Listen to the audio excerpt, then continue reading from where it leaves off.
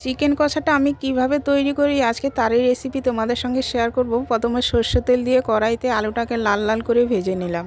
এই তেলেই দিয়ে দিলাম গোটা গরম মশলা, তেজপাতা আর দিয়ে দিলাম তেলা করা কাঁচা লঙ্কা, অনেকটা পেঁয়াজ কুচনো দিয়ে দিলাম। একটু লাল লাল করে ভেজে তারপরেই দিয়ে দেবো আদা রসুন পেঁয়াজ বাটা।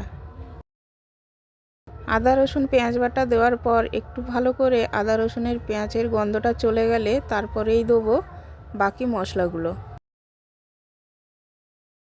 এবার দিয়ে দিলাম কাঁচা লঙ্কা বাটা, হলুদ গুঁড়ো আর দিয়ে দিলাম জিরে গুঁড়ো।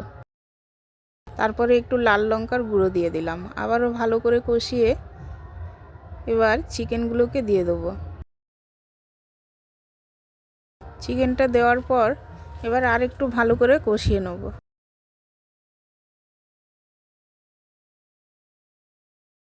ভালো করে কষাতে কষাতে এখান থেকেই জল বেরোবে। এই জলেই কিন্তু চিকেনটা সেদ্ধ হবে।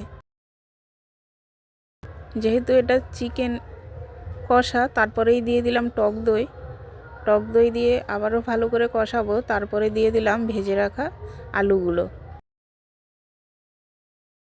আলুগুলো দিয়ে আবার একটু ভালো করে কষিয়ে এবার দিয়ে দিলাম টমেটো কুচনো। তারপর পরিমাণ মতো লবণ দিয়ে আবারও ভালো করে কষাবো। এবার একটু ঢাকিয়ে দেবো। ঢাকিয়ে দিলে এর থেকেই জল বেরোবে।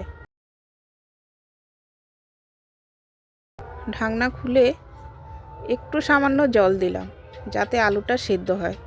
আবারও ঢাকিয়ে দিলাম। চিকেনটা হয়ে গেছে। লাস্টে দিয়ে দেবো গরম মশলা, মিট মশলা।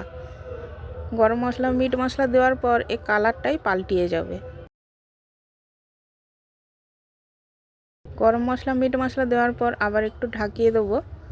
আমি এইভাবেই চিকেন কষা বাড়িতে তৈরি করি। ভিডিওটা ভালো লাগলে লাইক, কমেন্ট, শেয়ার করবে বন্ধুরা। টাটা, বাই বাই সবাইকে।